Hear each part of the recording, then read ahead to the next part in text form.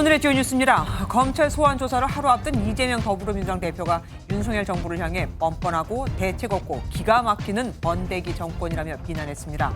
국민의힘은 이 대표를 피해자라고 칭하며 민주당을 향해 이재명과 함께 죽겠다는 전략을 끝내라고 꼬집었습니다.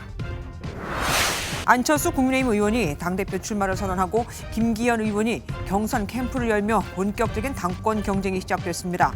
윤석열 대통령은 국민 세금을 쓸 때 선응고 영향을 받아서는 안 된다며 나전 의원의 저출산 대책 발언을 우회 비판했습니다.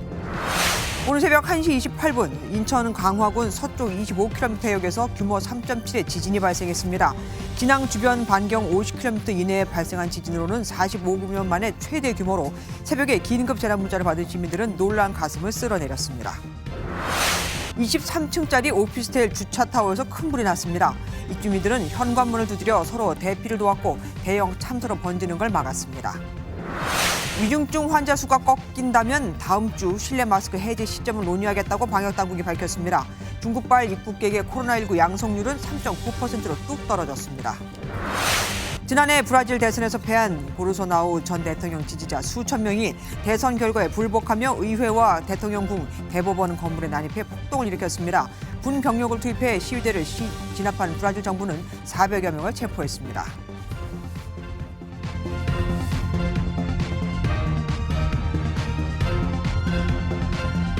번데기.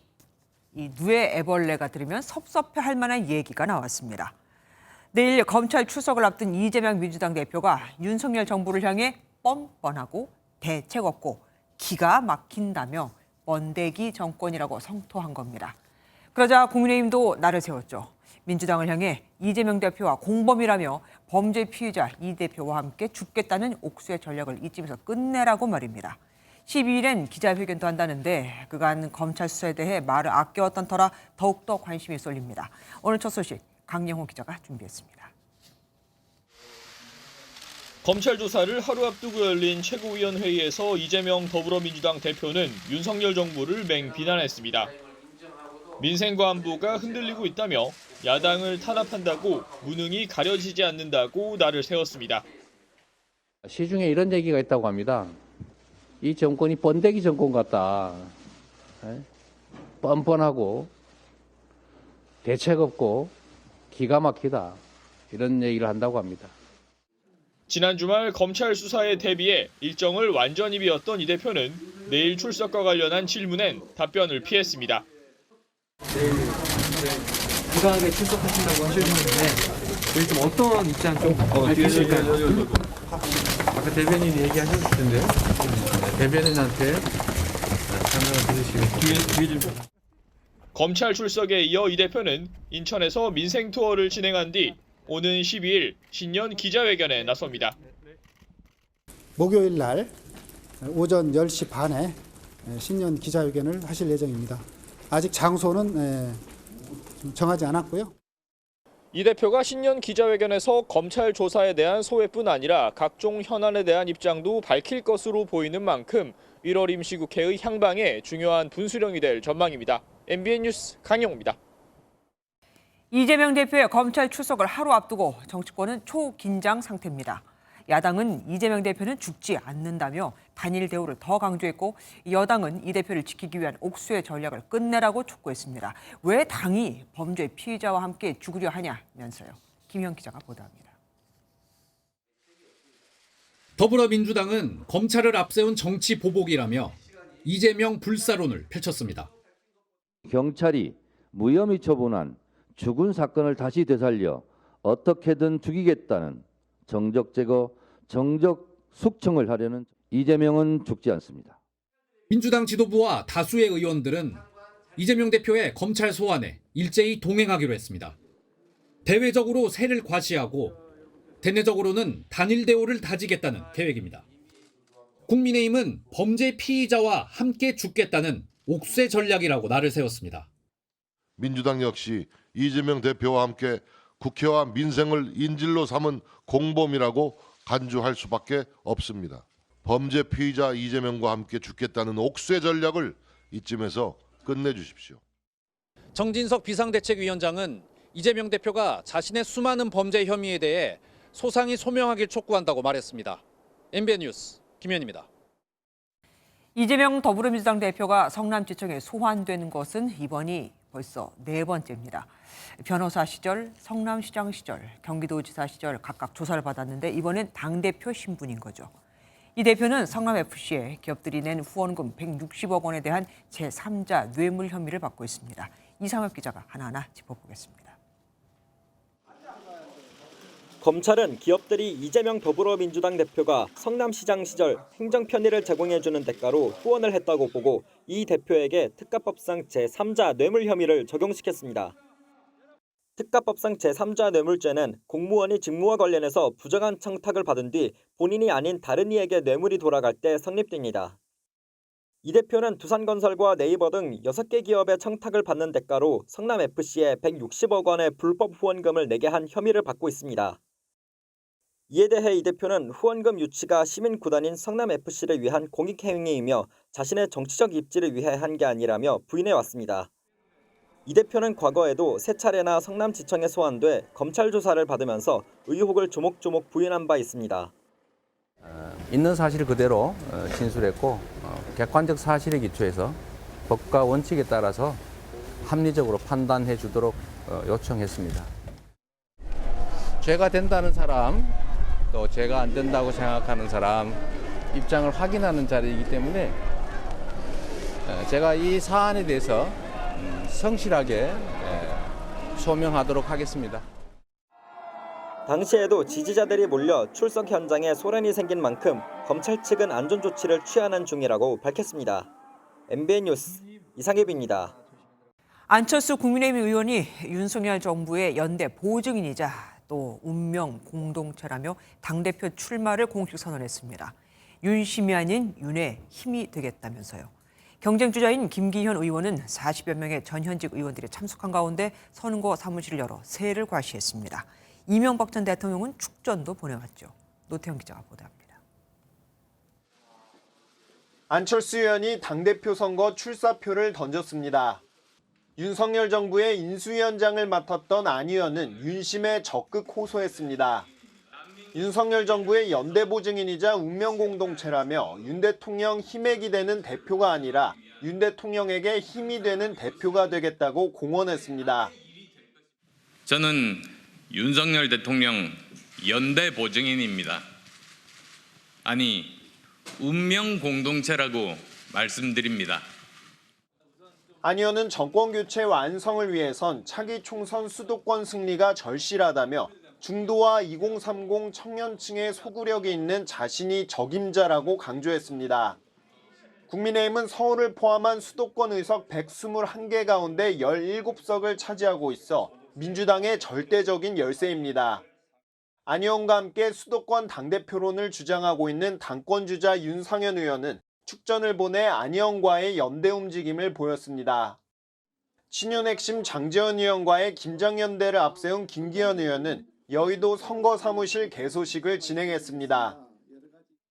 대표가 따로 노는 것 때문에 우리가 지난 오랜 세월 동안 고통을 많이 겪었는데 이제는 반면교사로 삼아서 호흡을 잘 맞춰서 이 개혁 과제를 성공적으로.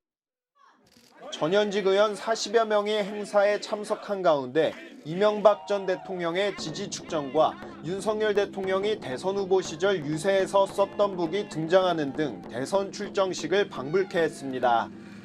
MBN 뉴스 노태현입니다. 국민의힘 당권 주자는 또 있죠. 바로 나경원 저출산위원회 부위원장인데 얘기가 참 재미있어지고 있습니다. 윤석열 대통령이 국민 세금은 정치와 선거에 영향을 받지 않고 써야 한다며 선거에 이기려고 세금을 써서는 안 된다는 취지의 말을 한 겁니다. 얼마 전 나 부위원장이 저출산 대책으로 비탄감을 내세운 걸 비판한 것으로 들리죠. 황지영 기자가 보도합니다. 보건복지부 여성가족부 업무보고를 주재한 윤석열 대통령은 국민 세금을 쓸 때는 정치나 선거 영향을 받으면 안 된다고 강조했습니다. 절대로 이런 일들은 정치나 선거나 이런 진영이나 이런 데 영향을 받아서는 안 되고 우리 국민의 세금을 정말 아주 효과적으로 써야 된다는 그런 말씀을 드리고 싶고요. 또 복지에 있어서는 적절한 자기 부담과 함께 사회 서비스로서 이를 제공해야 한다는 원칙을 가지고 임해야 한다고 밝혔습니다. 당권 주자인 나경원 저출산 고령사회위원회 부위원장이 최근 신혼부부에 2억 원을 대출해주고 출산 시 지원금 일부를 탕감해주자고 말한 데 대해 현금성 저출산 대책이라며 우회 비판하는 것으로 해석됩니다. 대통령실과 나 부위원장 사이 갈등이 여전한 가운데 국민의힘 청년당원 100인을 자처하는 단체는 출마 촉구 기자회견을 했습니다. 대통령실이 직접 후보 교통 정리를 한다는 등의 온갖 안 좋은 소식들이 계속되고 있습니다. 나경원 전 원내대표께서는 국민의힘 당대표 후보로 출마해 주십시오. 다만 나 부위원장이 직접 청년당원 기자회견 장소를 한 여당 의원에게 부탁해 시간 예약을 한 것으로 알려져 지지 선언의 순수성은 논란이 되고 있습니다. MBN 뉴스 황재현입니다. 민주당 강경파 의원들이 의원회관에서 전시하려던 윤 대통령의 부부를 풍자한 작품들이 오늘 새벽 강제 철거됐습니다. 앞서 국회 사무처는 개인, 단체 비방을 금지한다는 내규를 들어 어제 저녁부터 자진 철거를 요청했었거든요. 민주당은 표현의 자유가 침해됐다. 철거는 야만 행위라고 발끈했지만 사실 작품 철거를 지시한 국회 사무총장도 민주당 의원입니다. 국민의힘은 대통령의 낯을 그리는 등 국가 원수에 대한 인식 모독이라며 반발했습니다. 김태린 기자가 보도합니다. 10여 명의 작가들이 국회 사무처 앞으로 현수막을 들고 행진합니다. 남의 재산 가져가지고 당신들이 안 돌려주고 무슨 권리로 그런 걸 반성을 하든 사과가 먼저 아닙니까? 우리 작품 돌려달라고 원상 복귀하라고요. 국회의원회관에 전시하려던 작품들이 강제 철거되자 항의에 나섰습니다. 작품 중에는 윤석열 대통령이 나체로 김건희 여사와 칼을 휘두르는 모습 등이 담긴 그림도 포함됐는데 국회 사무처는 개인, 단체 비방을 금지한다는 내규를 들어 자진 철거를 요청한 것으로 전해졌습니다. 자진 철거 요청이 받아들여지지 않자 국회 사무처는 오늘 새벽 2시 작품들을 강제 철거했습니다. 전시회를 공동 주최한 민주당 무소속 강경 초선 모임 철험회 의원들은 기자회견을 열고 국회가 표현의 자유를 짓밟았다고 비판했습니다. 국회 사무처는 이 같은 다짐을 무단 철거라는 야만적 행위로 짓밟았습니다. 풍자로 권력을 비판하겠다라는 예술인의 의지를 강제로 꺾었습니다. 국민의힘은 대선 불복이자 국가 원수 모독이라며 격앙된 반응을 보였습니다. 정치 풍자의 수준을 넘은 국가 원수에 대한 인신 모독입니다. 정도라는 것을 망각한 채 자극적 요소만을 살려 선전선동하는 모습을 버리고 이광재 국회 사무총장은 이태원 참사 국정조사 이후에 전시회를 하는 게 좋겠다는 공감대가 있었다며 철거 이유를 해명했습니다. MBN 뉴스 김태림입니다.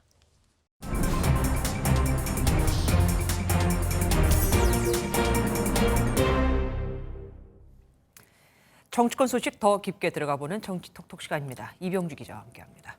어서 오십시오. 첫 소식, 무인기네요. 네, 맞습니다. 더불어민주당은 북한 무인기와 관련해서 정부 여당의 안보 무능을 지적하면서 오늘도 공세를 이어갔습니다. 특히 대통령실 상공의 비행금지 구역을 침범했을 가능성을 제기한 김병주 의원에 대해서 북한 내통설을 언급한 국민의힘 신원식 의원을 국회 윤리위원회에 제소했는데요. 사성장군 출신의 김 의원을 모욕했을 뿐만 아니라 민주당의 명예를 훼손했다는 취지입니다. 정권의 안보 참사에 경종을 울려야 할 삼성 장군 출신 국회의원이 정권의 꼭두각시 노름에 취해 있으니 한심합니다. 국민의힘 원내대표가 무인기가 이번에 처음 넘어온 것이 아니고 심지어 문재인 정권 때는 침투 사실조차 파악하지 못했다. 이런 취지로 말한 것도 문제를 삼았습니다. 서영교 민주당 최고위원은 박근혜 정권 말기의 일이었다면서 주 원내대표의 거짓말을 고발하겠다고 말을 했는데요. 서 의원은 국민께 그 거짓말을 고발한다는 취지로 말을 했는데 법적인 고발로 와전돼서 관련 기사가 나오기도 하는 등 해프닝이 벌어졌었습니다. 뭐 두 가지 다 고발한 건 아니었군요. 예. 어쨌든 국민의힘 뭐라고 얘기합니까? 네, 물론 반격에 바로 나섰습니다. 윤석열 대통령이 상응 조치로 군사분계선 이북으로 무인기를 보내도록 한 지시를 민주당이 정전협정 위반이라고 하자 민주당이 이적 행위를 하고 있다고 비판을 한 건데요. 북한의 도발에 맞서 초당적으로 대처할 것인지 계속 김정은 정권의 대변인으로 남을 것인지 민주당은 선택하기 바랍니다. 북한 도발에 대통령이 정당한 지시를 했다면서 민주당의 조국은 어디냐는 강한 비판도 내놨습니다. 그리고 1월 첫 번째 주 대통령 지지율 여론조사도 나왔습니다. 어때요? 정치권에서 공방이 벌어지고 있는 무인기 소식 혹시 영향을 줬습니까? 네, 영향이 있었고 리얼미터 여론조사 결과입니다. 윤석열 대통령에 대한 국정 지지도가 새해 첫 조사까지 4주 연속 40%를 유지하고 있는 것으로 나타났는데요. 1월 1주차 윤 대통령의 국정 수행에 대한 긍정평가는 40.9%로 직전 조사보다 0.9%포인트 올랐습니다. 특히 눈에 띄는 건 광주 전라 지역에서 지지율이 5.6%포인트 올라 전국에서 가장 크게 올랐다는 점입니다. 그런데요. 또 연초 기대감과 3대 개혁 강조에 이어서 새해 초 중대선거구제 제한 등이 긍정적인 효과를 냈다는 분석인데요. 무인기 공방이 길게 이어지면 여권에 불리한 효과로 작용할 것이라고 여론조사를 수행한 리얼미터 측은 내다봤습니다. 네. 정당 지지율은 더불어민주당이 전주보다 1.6%포인트 하락한 반면 국민의힘은 1.2%포인트 오르면서 오차범위 내로 나타났습니다.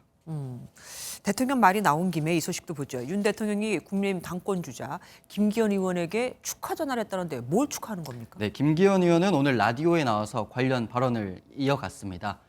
주변에 알리면 여러 가지 눈살 찌푸리는 상황이 있을 수 있어서 지난 주말 장남의 결혼식을 몰래 치렀다는 건데요. 윤석열 대통령이 뒤늦게 이 소식을 알고 전화를 해서 왜 알리지 않았냐, 축하한다 이런 말을 건넸다고 통화 내용을 전했습니다. 3월 전당대회를 앞두고 윤심이 자신에게 있다는 것을 다시 한번 과시했다는 평가가 나옵니다. 그런데 여당 전당대회 최대 변수죠.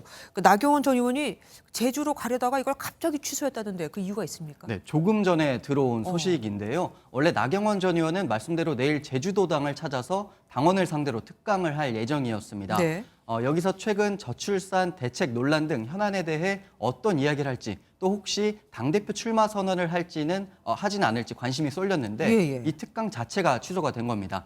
오늘 오후만 해도 제주도당이 내일 일정을 기자단에 알렸었는데요. 지금 친윤계와 나 전 의원이 갈등을 빚고 있는 상황이라서 하루 전 특강이 취소된 배경에 관심이 쏠리고 있습니다. 대충 짐작은 되네요. 지금까지 이병주 기자와 함께했습니다. 고맙습니다. 오늘은 한반도의 땅과 하늘이 다 놀란 하루였습니다. 먼저 땅 소식입니다. 새벽에 인천 강화도 앞바다에서 제법 강한 3.7 규모의 지진이 발생했습니다. 기상 관측 이래 인천과 김포, 고양 등 수도권에 영향을 준 가장 강력한 규모였는데 그런데 정확히 4년 전인 2019년 1월 9일 새벽에도 백령도 인근에서 똑같은 규모의 지진이 발생을 했었습니다. 김민수 기자가 보도합니다. 오늘 새벽 지진이 발생한 곳은 인천 강화군 서쪽 25km 해역입니다. 규모 3.7로 잠자던 사람이 잠에서 깨고 그릇과 창문이 흔들릴 수 있는 수준의 꽤 강한 지진이었고 이후 여진이 한 번 더 발생했습니다. 진앙지에서 반경 50km 이내로 범위를 좁히면 지난 1978년 계기 관측을 시작한 이래 45년 만에 가장 규모가 컸습니다. 단층면이 아래 위로 움직이는 수직 단층보다는 수평으로 이동하는 주향 이동 단층이 주된 원인으로 추정됩니다. 현재까지 분석한 걸로는 약간 섞여 있는 형태인 것 같고요. 주향 이동 단층의 성격이 강하긴 한 것 같은데 정확한 원인을 밝히기 위해 추가적인 조사가 필요한 가운데 활동 가능성이 큰 활성 단층의 존재 여부에도 관심이 쏠리고 있습니다. MBN 뉴스 김민수입니다. 자다가 잠이 깰 정도의 흔들림은 처음이었다. 지진의 영향을 가장 가까이서 받은 인천 주민들은 이렇게 증언하고 있습니다. 전쟁이 난 줄 알았다는 분들도 계셨죠. 지진 진앙에서 가장 가까운 인천 강화도에 노승환 기자가 다녀왔습니다. 제가 서 있는 이곳은 간밤에 지진이 일어난 인천 강화도입니다. 갑작스러운 지진에 주민들은 크게 놀라는 분위기였습니다. 지진이 일어난 때는 대부분의 주민들이 잠든 새벽 1시 28분. 자고 있었는데요. 갑자기 그 집에 뭐가 쿵 하고 부딪히는 느낌이 나서 눈을 떴어요. 깜짝 놀라가지고요. 그러니까 농이 막 흔들리고. 이 아파트에서도 밤사이 진동을 느꼈다는 신고가 잇따른 것으로 전해졌습니다. 침대가 좀 흔들리더라고. 이상한 생각이 들었지. 이거 어떻게 된 건가 하고. 진동은 길지 않았지만 서울 면적의 절반에 가까운 강화도 전체에서 흔들림이 감지됐고 신고도 17건 접수됐습니다. 이전에도 약한 지진은 있었지만 자다가 잠을 깰 정도의 지진은 이번이 사실상 처음이라고 주민들은 입을 모았습니다. 지진이라는 생각은 안 하고 이게 뭐야, 이게 뭐가 떨어졌나, 뭐 잘못됐나. 다행히 진동만 있었을 뿐 물건이 떨어지거나 사람이 다친 피해 신고는 없었습니다. MBN 뉴스 노승환입니다.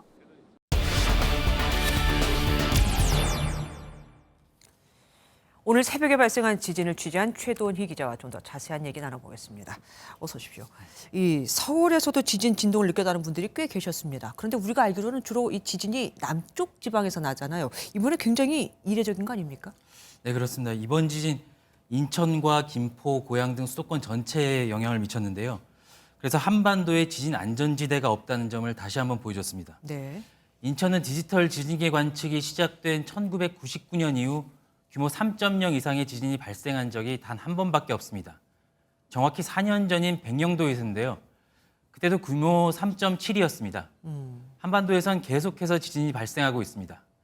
가장 최근 자료인 2021년 지진연보를 보면 규모 3 미만의 지진은 우리나라의 특정 지역이 아닌 전국 거의 모든 지역에서 일어나고 있다는 걸 확인할 수 있습니다. 그렇네요.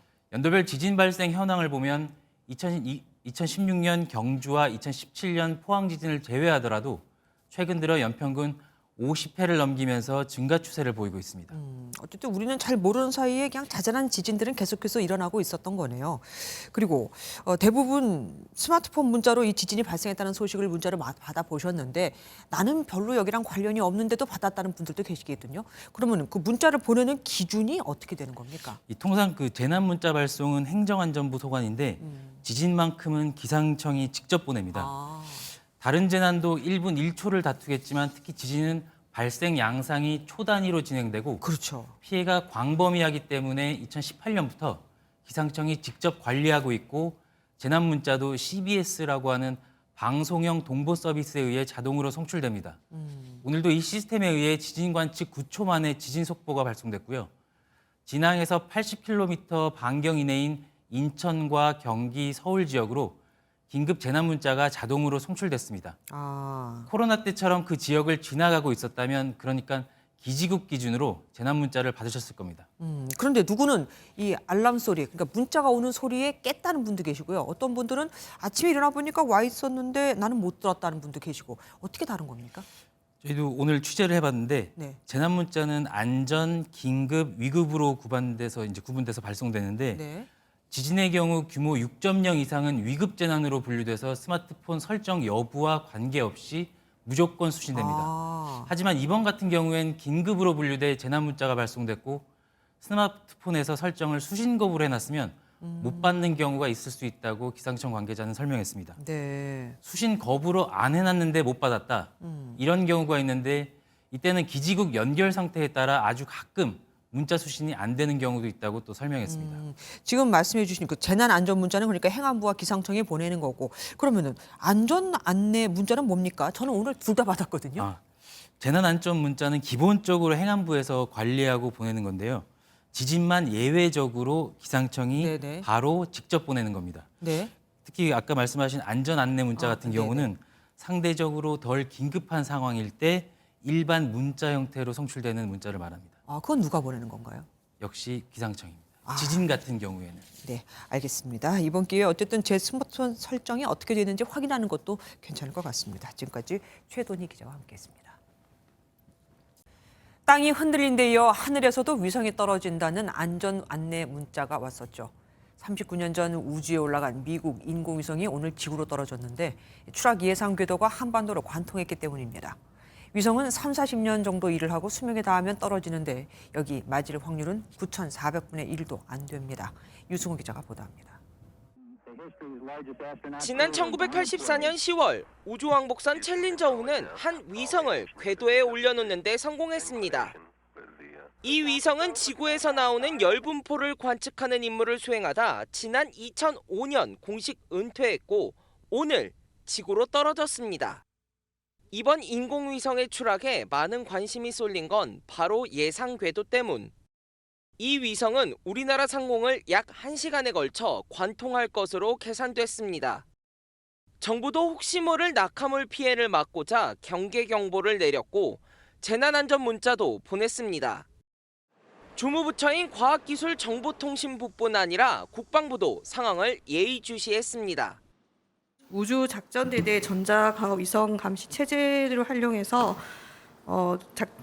추락 물체를 탐지하고 있습니다. 그리고 우주경보상황실에서 미측과 상황 관련 실시간 공조 체제를 유지하고 있습니다. 다행히 위성 잔해물이 한반도 상공을 지나면서 별다른 피해는 없었습니다.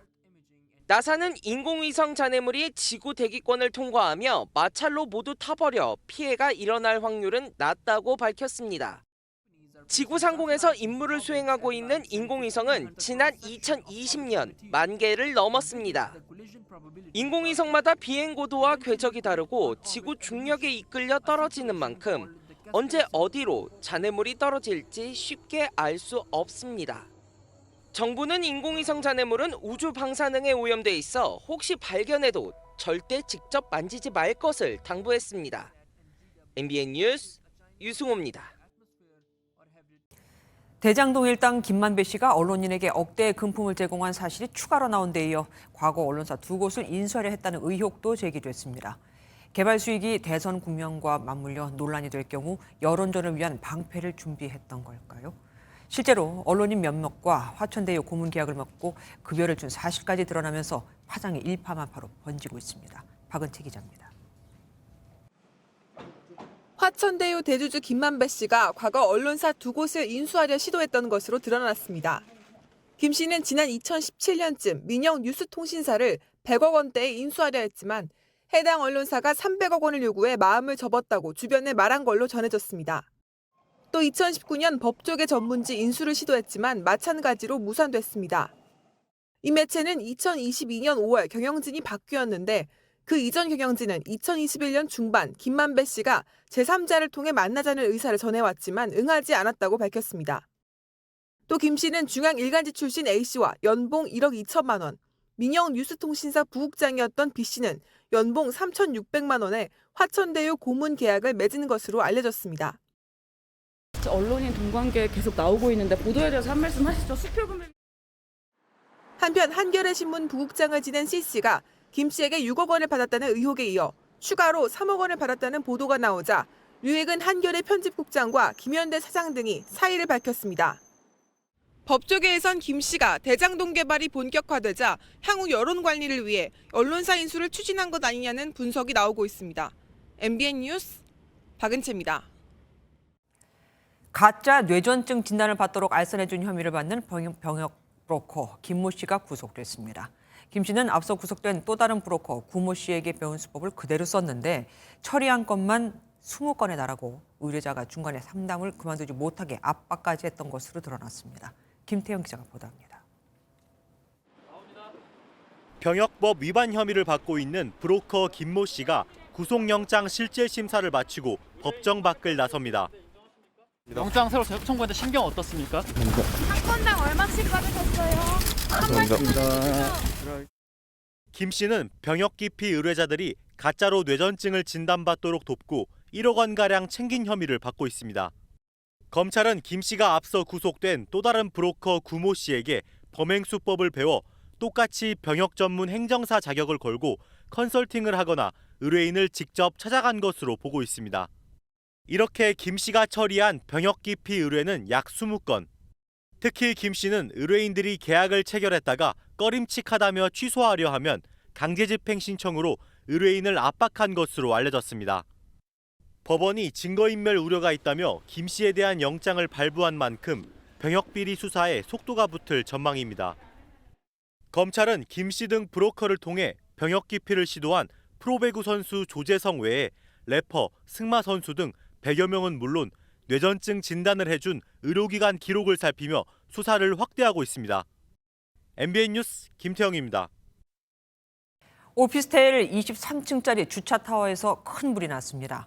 외벽이 불에 잘 타는 재질이어서 연기와 유독가스가 주거시설로 빠르게 퍼지며 자칫 대형 참사로 이어질 뻔했는데 주민들이 너나 할 것 없이 이웃집 문을 두드리며 대피를 도와 큰 인명피해를 막을 수 있었습니다. 안진우 기자가 보도합니다. 부산 도심 한복판에서 시뻘건 불기둥이 치솟습니다. 불길은 건물 외벽을 타고 거세게 타오릅니다. 부산 서면의 한 23층짜리 오피스텔 주차타워에서 불이 난 건 오늘 새벽 6시 32분쯤. 소방당국은 대형 1단계를 발령하고 50분 만에 큰 불길을 잡았지만 불티가 인근 상가로 번지면서 대형 2단계로 상향하기도 했습니다. 화염을 가지고 있는 드래프트가 밑으로 낙하하면서 그게 밑에 층으로 떨어졌고 이것이 옆에 그 1층 슈퍼 쪽으로 확대되지 않았을까라고 일단 그렇게 추정을 하고 있습니다. 이곳은 화재 현장입니다. 불은 오피스텔 주차타워에서 시작됐는데 보시는 것처럼 인근 상가로까지 번지면서 진화에 어려움을 겪었습니다. 소방당국은 불이 난 지 8시간여 만에 진화를 완료했습니다. 주민들이 대부분 잠든 새벽에 불이 나면서 자칫 큰 인명피해가 날 수도 있었지만 참사를 막은 건 주민들이었습니다. 유독가스와 연기가 원룸 등이 모여있는 주거시설로 빠르게 퍼지자 주민들은 너나 할 것 없이 다른 집 현관문을 두드렸습니다. 어떤 분이 문을 막 그냥 두드리는데 아주 세게 강하게 두드리더라고요. 불이다 하면서. 그래서 저도 깜짝 놀라서 일어나서 이렇게 문을 열어보니까 복도에 이미 연기가 막 스며들고 있었어요. 하고 있다가 사람들이 이제 갑자기 불이 안 하면서 문을 두드려 주셔가지고 놀라서 허겁지겁 이렇게 나온 거거든요. 큰 불이 났지만 550여 세대 입주민 중 35명이 연기를 마셔 이 중 7명이 호흡곤란 등으로 병원으로 옮겨졌을 뿐 큰 인명피해는 없었습니다. 경찰과 소방당국은 내일 합동감식을 벌여 정확한 화재 원인을 조사할 계획입니다. MBN 뉴스 안진우입니다. 연인의 이별 통보에 낙담한 30대가 차량에 불을 지른 혐의로 긴급 체포를 했습니다. 다행히 피해를 입은 사람은 없었지만 불을 지른 차는 지인에게 빌린 차였습니다. 주변에 다른 차량 2대와 전봇대까지 불에 타면서 정전 사태가 빚어질 뻔하기도 했죠. KCTV 제주방송 김경임 기자가 전해왔습니다. 캄캄한 골목길에 세워진 차량에서 불길이 치솟습니다. 잠시 뒤 신고를 받고 출동한 소방차가 골목 안으로 급히 진입합니다. 시뻘건 불길 속에서 무언가 연이어 폭발하며 한바탕 아수라장이 돼버렸습니다. 제주시 연동의 한 골목에서 주차된 승합차에 불이 났습니다. 다친 사람은 없었지만 승합차 한 대가 모두 불에 탔고 주차돼 있던 차량 2대가 피해를 입었습니다. 불 나고 소방차하고 경찰들 와서 우리가 알았어요. 스타레스 차가 타는 거예요. 화재가 난 현장입니다. 이곳에 주차돼 있던 차량에서 시작된 불이 주위로 옮겨 붙으면서 전봇대를 비롯해 곳곳에는 그을린 흔적이 남아 있습니다. 경찰은 번개탄을 이용해 차량에 불을 지른 혐의로 31살 남성을 긴급 체포했습니다. 피해자는 최근 연인이 이별 통보를 하자 극단적 선택을 하기 위해 불을 질렀으며 불길이 시작되자 두려움에 현장에서 도주했다고 진술한 것으로 알려졌습니다. 경찰은 주변 CCTV 등을 토대로 정확한 경위를 조사하고 있습니다. KCTV 뉴스 김경임입니다. 경기도 가평의 한 수상 레저 업체가 인허가를 받으려고 공무원을 협박하고 뇌물을 준 사실이 드러났습니다. 전윤 군수의 비서실장을 지낸 브로커와 지역 언론엔 억대의 금품을 줬고 그래서일까요? 현장 조사를 나간 공무원은 불법 사실을 보고도 아무것도 없다는 허위 보고서를 작성했습니다. 추성남 기자가 취재했습니다. 이곳은 수도권 주민들의 식수원인 북한 강변입니다. 개발 행위가 상당히 제한된 곳인데 4년 전 가평 최대 규모의 수상 레저 시설이 들어섰습니다. 지자체로부터 허가를 받은 시점은 2019년 10월. 그런데 운영은 허가보다 4개월 앞선 6월부터 시작했습니다.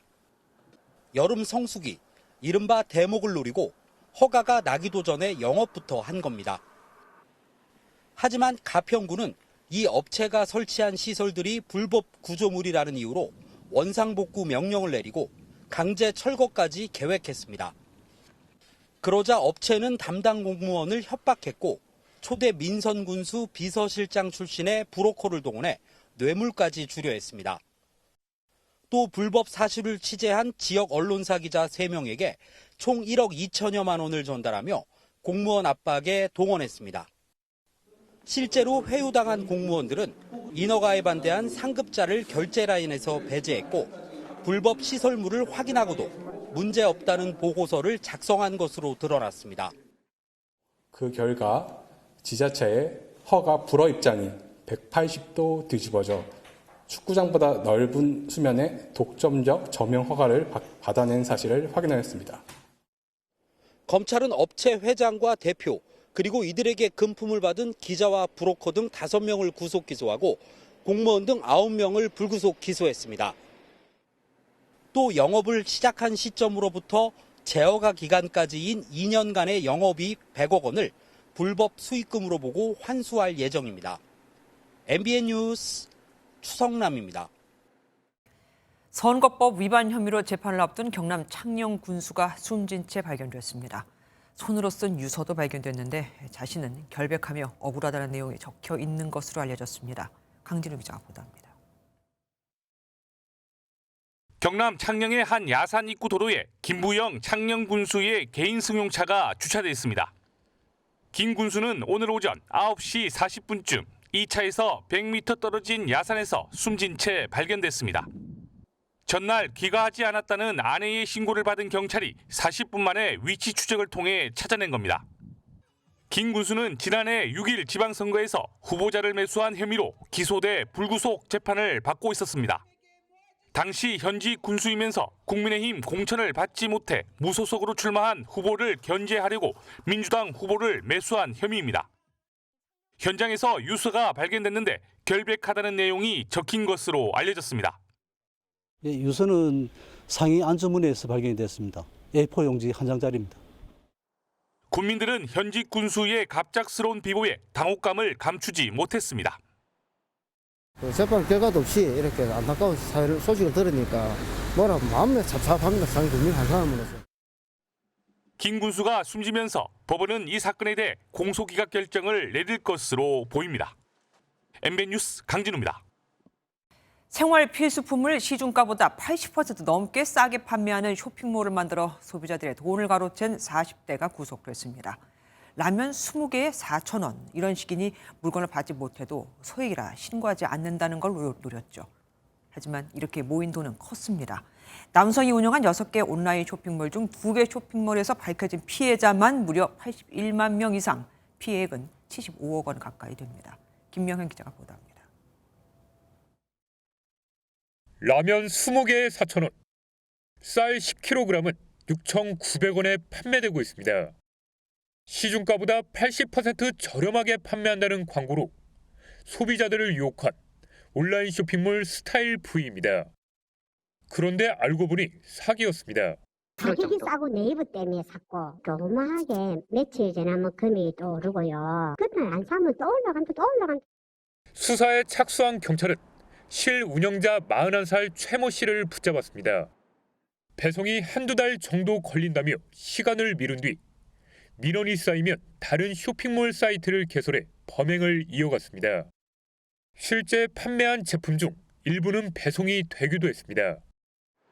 이렇게 10개월 동안 개설된 사이트는 모두 6개. 이 중에 2개 사이트에서 81만 5천여 명이 피해를 봤습니다. 피해 금액은 74억 8천만 원이 넘는데 신고 건수는 1%도 안 됐습니다. 쇼핑몰 업체를 직접 찾아가 봤습니다. 현재까지도 간판이 내걸려 있지만 안에는 사람이 아무도 없고 문도 이렇게 굳게 잠겨 있습니다. 하루에 2명씩 3분씩 2시간씩 기다려가지고 물건을 겨우 받아서 가시는 분들 계시고. 경찰 조사 결과 최 씨는 비슷한 수법으로 38개의 쇼핑몰을 운영하다 적발돼 10개월 복역했는데 출소 한 달 만에 다시 범행을 저질렀습니다. 최 씨는 공격적인 마케팅을 했을 뿐이라며 사기 혐의를 부인했습니다. 소액이라 신고하지 않는 점을 노린 사기 사건으로 판단을 하고 있고 그 범행 자체가 그런 쇼핑몰을 일부 돌려막기를 하면서 범행을 한 것으로. 경찰은 최 씨를 사기 혐의로 구속하는 한편 공범 6명도 같은 혐의로 불구속 입건해 추가 조사를 벌이고 있습니다. MBN 뉴스 김영현입니다. 우리나라를 대표하는 미술기관인 국립현대미술관이 국고에 납입해야 할 수익금을 직원들의 경력금으로 나눠준 것으로 드러났습니다. 또 미술품을 수천만 원 더 비싸게 사들이는가 하면 경쟁 입찰 없이 수의 계약을 맺는 등 말 그대로 제멋대로 경영을 한 것으로도 드러났습니다. 국립현대미술관은 미술품을 국민 세금으로 사고 또 운영하기도 합니다. 김문영 기자가 보도합니다. 전 국민적인 관심에 매 시간대가 매진돼 예매 전쟁을 방불케 한 이건희 컬렉션 특별전. 국립현대미술관 문화재단은 이 전시의 조명을 구입 설치하는 등의 용역 4억 원어치를 경쟁이 붙지 않는 수의 계약으로 체결했습니다. 전시의 완성도에 기여할 수 있다는 이유를 대며 원칙과 달리 수의 계약을 체결하도록 한 겁니다. 이렇게 재단의 중대형 계약 21건 중 20건 모두가 자의적인 수의 계약으로 이뤄졌습니다. 재단은 백남준의 작품 다다익선도 부서끼리 업무 협조가 안 된다며 제대로 관리하지 않아 일부 모니터가 고장난 채로 전시했습니다. 심지어 미술관 내 카페와 주차장 등의 수입이 들어오자 국고에 납입해야 한다는 원칙을 어기고 직원 경력금으로 이미 집행했습니다. 문체부는 국립현대미술관의 감사 결과를 통보했고 국유재산 법령에 어긋나게 집행한 수익금에 대해서는 국고 납입 방안을 강구토록 통보하였습니다. 제멋대로 경영은 이뿐만이 아닙니다. 전문가의 의견과 다르게 작품을 최고 5천만 원까지 더 주고 사려 한 정황도 포착된 상황. 문체부는 윤범모 관장이 일부 부서장들의 갑질 행위도 모른 채 했고 기관 유튜브 채널의 해킹에도 안일하게 대처했다고 지적했습니다. 국립현대미술관 측은 여러 사항을 확인 중이고 개선 방안을 마련하겠다며 내일 관장이 직접 방관 경영에 대한 입장을 밝힐 것이라고 설명했습니다. MBN 뉴스 김문영입니다.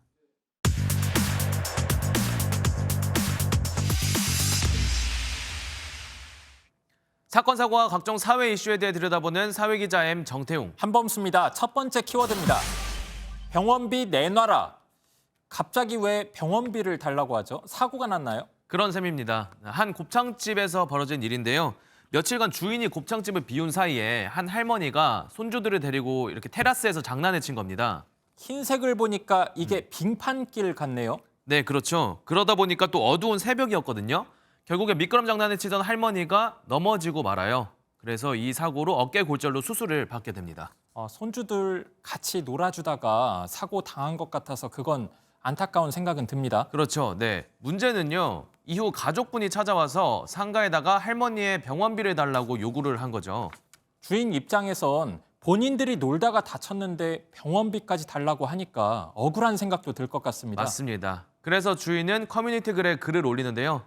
옆 가게 손님이었고 자신의 가게는 휴무였다. 그리고 미끄러움을 할머니가 인지한 상태였고 본인은 염화칼슘도 뿌려져 있었다. 이런 취지로 항변을 합니다. 한식 부분 이런 법은 누가 있어요? 지나가다가 넘어졌으면 우리가 충분히 이해를 하는데 거기서 막 한 거의 10분 이상 그냥 막 놀고 그랬었어요.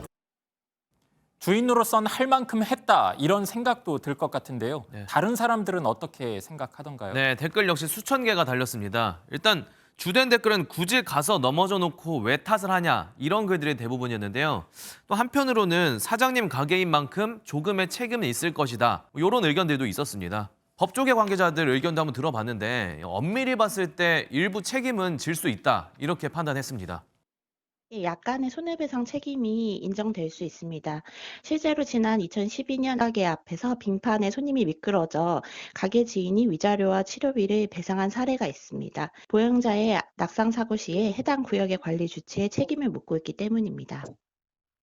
배상 책임 여부를 떠나서 이렇게까지 해야 할까 싶기도 합니다. 네, 그렇습니다. 곧바로 다음 키워드 보실게요. 그냥 사세요. 물건을 그냥 사세요? 아닙니다. 먹고 사는 집 얘기입니다. 충북 충주에 있는 공공지원 아파트, 신축 아파트에서 이런 일이 있었습니다. 이게 뭐예요? 이게 집이에요, 지금? 뭐 한창일 것 같은데 공사가? 네, 이게 SNS에 올라온 글이에요? 네, 맞습니다. 심지어는 이런 글까지 올라왔다고 합니다. 그냥 사세요. 조롱하는 글 같죠? 아니 미안하다고 해도 모자랄 판에 조롱까지 한 건데 지금 왜 이렇게 공사를 한 거래요? 최근 화물연대 파업이 있었지 않습니까? 자재 수급이 어려워져서 그랬다는 게 시공업체의 변명이었습니다. 그런데 주무부처인 국토부에서 조사를 시작하자 그제야 하자 보수에 나섰다고 합니다. 저 개인적으로 서민들이 사는 임대 아파트여서 대수롭지 않게 여긴 거 아닌가 하는 의심도 들어요. 네, 원희룡 장관도 비슷한 생각을 한 것 같습니다. 해외 출장 도중에 게시글을 올렸는데요. 도저히 용서가 안 된다 이런 감정적인 표현도 있었고 민간 임대 아파트 하자 민원을 전수조사하겠다 이런 의지를 밝히기도 했습니다. 입주하기 전에 사전 점검을 먼저 합니다. 보수가 필요하다라는 걸 입주자분들이 직접 체크를 하고 해서 그걸 보충하는 그런 걸 하는데 그때 공사가 미비해서 정말 이번 일이 돈 없는 사람들을 무시하는 세태가 반영된 사건이 아니었나 하는 씁쓸한 생각도 듭니다. 네. 자, 곧바로 다음 보실게요. 문화도둑질 한 번씩 하죠. 문화유산도 도둑질하고 뭐 그런 의미인 거죠? 네, 실제로 도둑질한 건 아니고요. 국내 아이돌 그룹이 관련된 논란에 휩싸여 있습니다. 누구죠? 영상 보실까요? 요새 제일 핫한 그룹 아시죠? 뉴진스. 네, 맞습니다. 보니까 뭐 전문가분이랑 한지 만들고 있는 것 같은데? 네, 전통 한지 맞고요. 네. 한지로 뭐 공예품을 만들기도 하고 그럽니다. 보면은 되게 지금 바람직해요. 예쁘고. 근데 이게 문제라는 거예요, 설마? 우리나라 사람들이 그런 말 한 건 아니고요. 네. 중국 누리꾼들이 일부 누리꾼들이 그런 말을 해서 논란이 되고 있습니다. 뭐라고요? 종이는 중국 왕이지가 처음 만들었는데 왜 한국인들이 종이를 만든 것처럼 홍보하냐는 거죠. 이런 말까지 합니다. 왕이지 살아있을 때 김치국은 없었다. 뭐 한국인들아 전통문화 도둑질 하지 말아줘. 이렇게 악성 댓글을 달기도 했습니다. 댓글들 보니까 저도 지금 순간 욱하는데 우리 누리꾼들 가만히 있었을 것 같지 않아요. 네, 그렇습니다. 애꿎은 연예인에게 왜 화풀이 하냐. 또 스마트폰은 미국이 발명했으니 중국에선 자국산이어도 홍보하지 말라. 이런 반응이 나왔습니다. 네, 사실 비슷한 일이 지금까지 꽤 많이 있었단 말이에요. 그래서 우리가 더 민감하게 반응하게 되는 것 같기도 하고요. 맞습니다. 한복, 김치, 판소리 등을 두고도 원조 논란이 일어난 적이 있습니다. 우리가 그때마다 과한 반응을 보이면은 저 사람들은 계속 더 할 겁니다. 대범하게 그냥 넘어가고 모르는 척하는 그런 것이 또 하나의 좋은 대처 방법이 될 수 있을 것입니다. 앞으로도 양국 국민 간 소모적인 갈등이 반복되지 않을까 우려됩니다. 지금까지 사회기자 M이었습니다. 방역당국이 이르면 다음 주 정도에 실내 마스크 해제 시점을 논의합니다. 무엇보다 이번 주 위중증 환자 수 추이가 관건인데 주요 변수로 떠오른 중국발 입국객의 코로나19 양성률은 3.9%로 떨어진 상태입니다. 이제 세 가지 조건 중 마지막 하나, 위중증 환자 수면 줄면 실내 마스크도 벗게 되겠죠. 전남주 기자가 보도합니다. 오늘 0시 기준 코로나19 신규 확진자는 19,000여 명으로 지난해 11월 7일 이후 63일 만에 가장 적은 수치를 보였습니다. 월요일 발표 기준으로도 9주 만에 최저치입니다.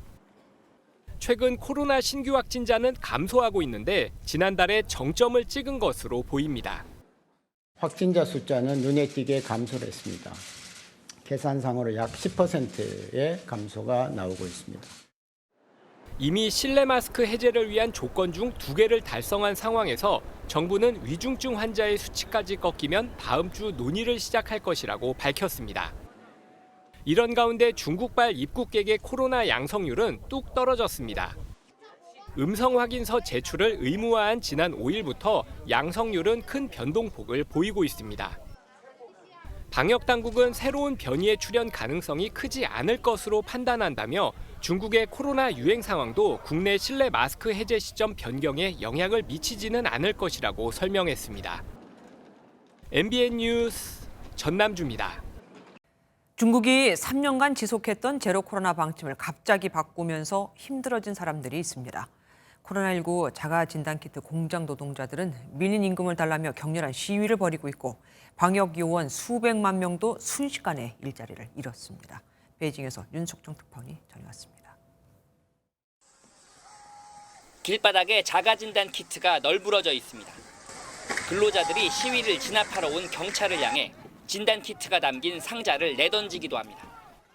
你们现在的行为涉嫌扰乱公共秩序，是违反国家法律的行为。 시위가 벌어진 곳은 충칭의 한 자가진단 키트 제조 공장입니다. 지난해 말 위드 코로나 전환 후 진단 키트 수요가 폭증하자 공장은 서둘러 근로자들을 뽑아서 생산량을 늘렸습니다. 하지만 대도시를 중심으로 확산세가 주춤하면서 수요가 급격히 줄었고 공장은 근로자 수천 명을 해고했습니다. 힘들어진 사람들은 또 있습니다. 다바이라 불리는 방역 요원들입니다. 지난 3년간 중국 전역에서 PCR 검사와 봉쇄 지역 관리를 하던 방역 요원 수백만 명이 졸지에 일자리를 잃게 됐습니다. 급격한 정책 변화의 후폭풍인 셈입니다. 이런 가운데 연인원 약 20억 명이 이동하는 춘제 연휴가 본격적으로 시작됐습니다. 의료시설이 열악한 농촌으로의 코로나19 확산 우려가 커지면서 이번 춘제 연휴가 사실상 중국의 위드 코로나 성패의 분수령이 될 것으로 보입니다.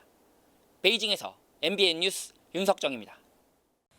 지난해 브라질 대선에서 패한 보소나루 전 대통령 지지자 수천 명이 의회와 대통령궁, 대법원 건물에 난입하며 대선 불복 폭동을 일으켰습니다. 미국에서 대선 결과에 불복한 트럼프 전 대통령 지지자들이 의회에 난입했던 일 연상되시죠? 군 병력을 투입해 시위대를 진압한 브라질 정부는 400여 명을 체포했습니다. 서영수 기자입니다. 브라질 국기 색깔의 옷을 입은 사람들이 창문을 깨트리고 의회 건물에 난입합니다. 건물 내부에서도 집기를 파괴하고 물대포를 쏘는 등 소란을 피웁니다. 현지 시간 8일, 지난해 대선에서 패배한 보소나루 전 대통령의 지지자 수천 명이 대선 결과를 부정하며 폭동을 일으켰습니다. 흥분한 시위대는 의회와 대법원, 대통령궁까지 난입해 3시간 가까이 점거했습니다. 경찰이 최루탄을 쏘며 해산을 시도했지만 역부족이었고 결국 군 병력이 투입돼 시위대 400여 명을 체포하며 사태를 수습했습니다. 취임 일주일 만에 대규모 폭동을 맞닥뜨린 룰라 대통령은 엄벌을 예고했습니다. Eu queria dizer para vocês que todas essas pessoas que fizeram isso serão encontradas e serão punidas. De nazistas fanáticos, de stalinistas fanáticos, ou melhor, de stalinistas não, de fascistas fanáticos. 이번 사건의 배후로 지목된 보소나루 전 대통령은 자신과는 무관한 일이라며 선을 그었습니다. 지난 2021년 트럼프 전 대통령 지지자들이 연방의회 의사당을 습격한 사건을 겪은 미국의 바이든 대통령은 이번 폭동을 규탄하며 룰라 대통령에게 힘을 실어줬습니다. MBN 뉴스 서영수입니다. 수영복, 산타옷 할 것 없이 각양각색의 사람들이 바다로 전력 질주에 풍덩 빠집니다. 매년 벨기에에서 건강을 기원하며 열리는 새해맞이 전통 행사인데요. 올해는 3,000명이 넘게 참여했다고 하네요. 핫클립에서 만나보시죠.